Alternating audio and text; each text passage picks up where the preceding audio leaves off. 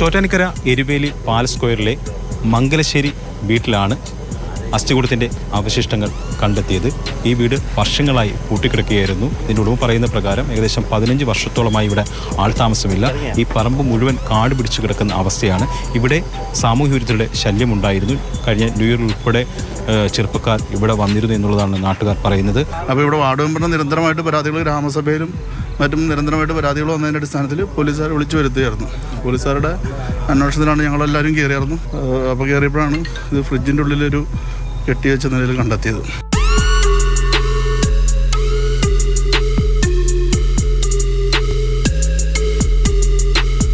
പ്രാഥമികമായിട്ട് സംശയങ്ങൾ ഒന്നും ഇല്ല. പക്ഷേ ശാസ്ത്രീയ പരിശോധനയിലൂടെ ഇതിൻ്റെ അന്വേഷണം മുന്നോട്ട് കൊണ്ടുപോകാനാണ് പോലീസ് തീരുമാനിച്ചിരിക്കുന്നത്. ആരുടെയാണെന്ന് കണ്ടുപിടിക്കണം, പിന്നെ എങ്ങനെയാണ് ഇത് മരണപ്പെട്ടിട്ടുള്ളതെന്ന് കണ്ടുപിടിക്കണം. അതിൻ്റെ അന്വേഷണം ഇപ്പോൾ ഒന്നും പറയാൻ പറ്റില്ല. മിസ്സിംഗ് ആയവരുടെ ബോഡികൾ കിട്ടാനുണ്ടോ, അല്ലെങ്കിൽ ഇതിൻ്റെ DNA പ്രൊഫൈൽ ചെയ്തിട്ട് ക്രോസ് മാച്ച് ചെയ്യേണ്ടതുണ്ടെങ്കിൽ അങ്ങനെ ചെയ്യും.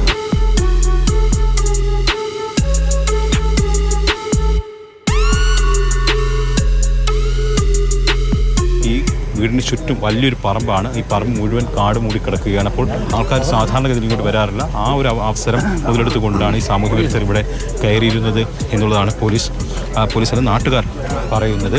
എന്തായാലും ഇതിൻ്റെ ഉടമ ഡോക്ടർ ഫിലിപ്പ് ജോൺ ഇവിടെ എത്തിയിട്ടുണ്ട്.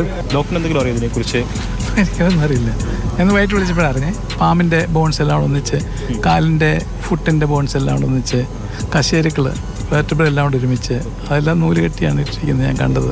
ഡോക്ടർ എന്ന അനുഭവത്തിൻ്റെ അടിസ്ഥാനത്തിൽ കൂടി പറയുന്നത് ഇത് കൃത്യമായി അസ്ഥികൂടം കൈകാര്യം ചെയ്യാൻ അറിയാവുന്ന ആളാണ് ഇതിവിടെ കൊണ്ടുവച്ചിരിക്കുന്നതാണ്. കാരണം അസ്ഥികൂടത്തിൻ്റെ ഓരോ ഭാഗങ്ങളും കൃത്യമായി സെറ്റ് ചെയ്ത്, അതായത് കശേരുക്കൾ ഒരു ഭാഗത്തേക്ക് കെട്ടിവെച്ചിരിക്കുന്നു. അങ്ങനെ ഓരോ ഭാഗങ്ങളും കൃത്യമായിട്ട് വേർതിരിച്ച് വെച്ചിരിക്കുന്ന അവസ്ഥയിലാണ്. എൻ്റെ സംശയം മുഴുവൻ വല്ല മയക്കുമരുന്നോ അപ്പം അതിൻ്റെ ലോകമാണല്ലോ. അപ്പം അങ്ങനെയൊക്കെ ആണെങ്കിൽ നമ്മുടെ തലമുറയൊക്കെ വഴിതെറ്റി പോകുമല്ലേ. അപ്പം അങ്ങനെ ഉണ്ടെങ്കിൽ പിടിക്കാമല്ലോ എന്നൊക്കെ കരുതി ഞാൻ സാറിനെ വിളിച്ച് സ്റ്റേഷനിലേക്ക് വിളിച്ച് വന്ന് കയറി നോക്കിയപ്പോൾ ഈ സംഭവം ഇതാണ് കാണുന്നത്.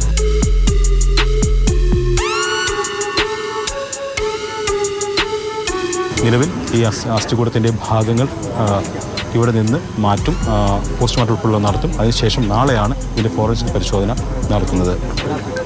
ജോയിസ് കേരളപ്പം, എസ് അരുൺ ശങ്കർ, മാതൃഭൂമി ന്യൂസ്, കൊച്ചി.